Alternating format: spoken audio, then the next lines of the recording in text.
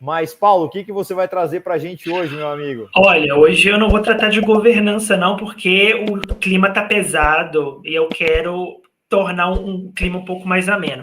Mas não tão ameno assim, vai. A gente acabou de sair do carnaval, a gente teve tempo para espairar um pouco a nossa cabeça. Mas, ok, vamos falar de drogas, tá? Mas drogas num bom sentido, galera. Não nas drogas que a gente usa no carnaval aí de vez em quando. Bom, a gente tem um sistema endocannabinoide que, para quem conhece a maconha, é o centro de atividade que ela atua. E por que eu estou falando de maconha e de droga aqui, tá? Não é para simplesmente falar do aspecto lúdico, não.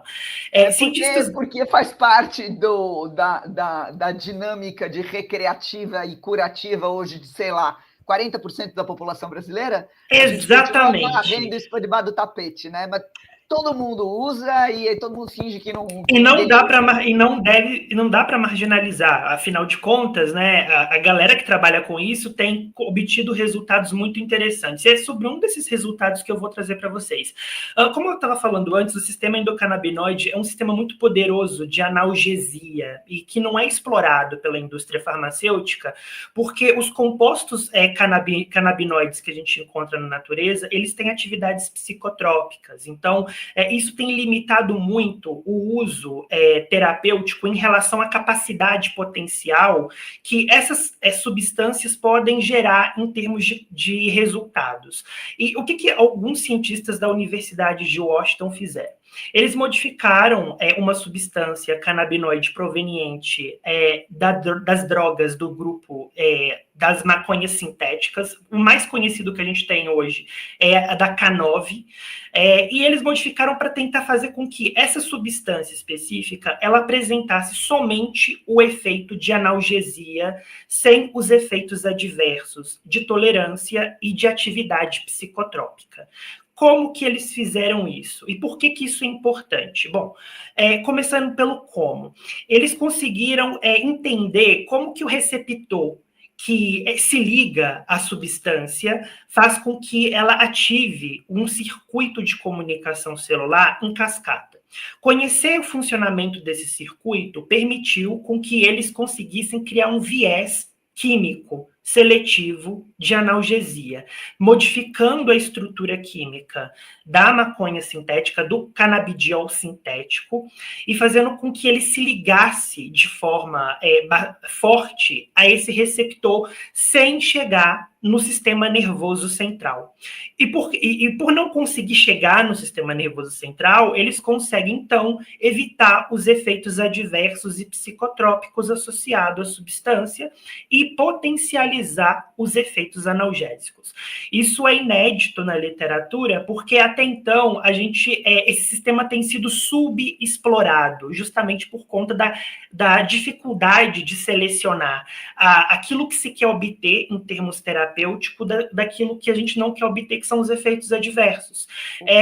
Deixa eu te fazer uma pergunta, eu vou te interromper, mas é super importante. Você falou que isso é derivada da K9, né? Da K9. Isso. Que é basicamente, hoje, junto com a K2, uma das maiores drogas sintéticas com capacidade de adição, de provocar adição e adição pesada. A gente vê aqui em São Paulo, principalmente no centro da cidade, hoje, muita gente sob nessa circunstância. Esse desvincular do potencial aditivo desvincula também a possibilidade da adição, ou o próprio fato de você ter uma analgesia extremamente potente, a heroína também te dá uma analgesia extremamente potente, ainda mantém isso no risco da adição? Não mantém, porque o sistema é diferente, por exemplo, dos sistemas opiáceos, tá? Então, a gente tem que lembrar que são sistemas que funcionam de formas diferentes.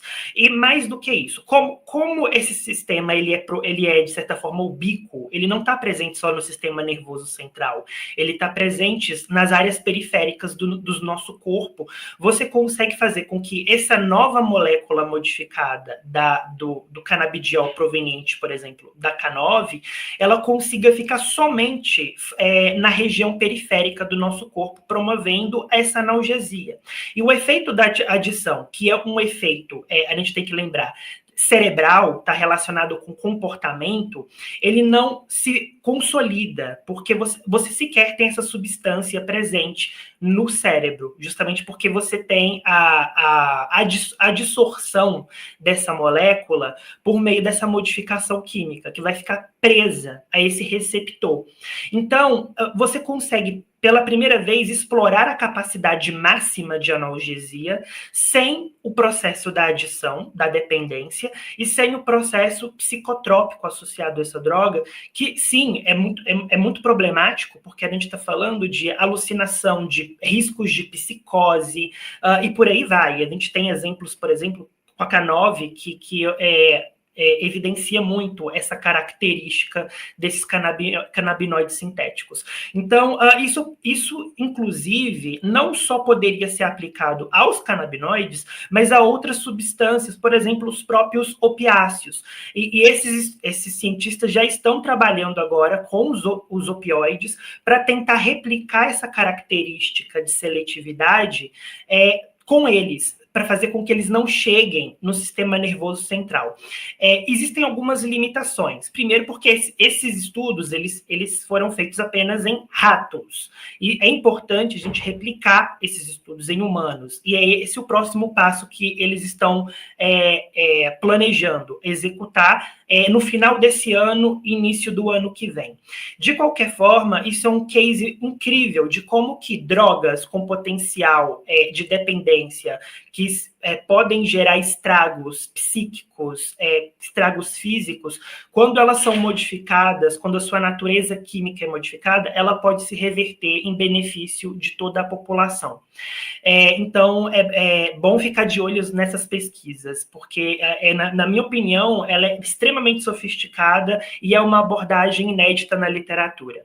Por fim, para fechar, cientistas da Universidade da Pensilvânia, eles conseguiram fazer com que a regeneração de tecidos cartilaginosos fosse ampliada. A gente tem uma grande dificuldade hoje na medicina regenerativa de enxertos, de conseguir fazer enxertos com tecido cartilaginoso. Primeiro porque esse tecido ele tem uma característica que ele não se prolifera muito, ele é muito especializado. Então, a capacidade de regeneração é intrinsecamente limitada.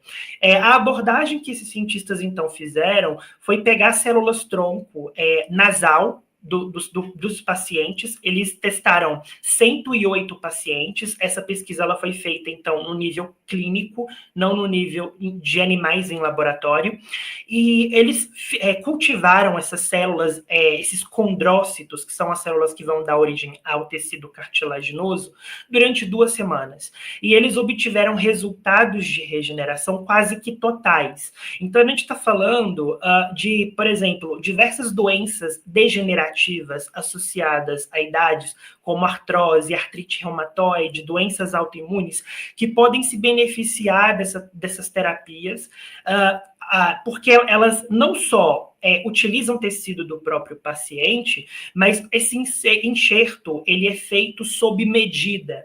Então, você consegue obter um resultado, inclusive morfológico, que é muito importante para preservação da função das articulações, muito similar ao que era antes. Então, assim, você tem uma otimização regenerativa desse tecido, que intrinsecamente é um tecido muito difícil de ser regenerado, e mais do que isso, você tem a preservação funcional das articulações por meio desse tratamento. Então, é mais um case interessante de como que a medicina regenerativa, ao longo desses pouquíssimos anos, ela saiu de um interregno, de um gargalo estrutural, de quase uma década, e está começando a trazer resultados muito consistentes de como que a gente pode realmente regenerar diversos tipos de tecidos através de amplas abordagens.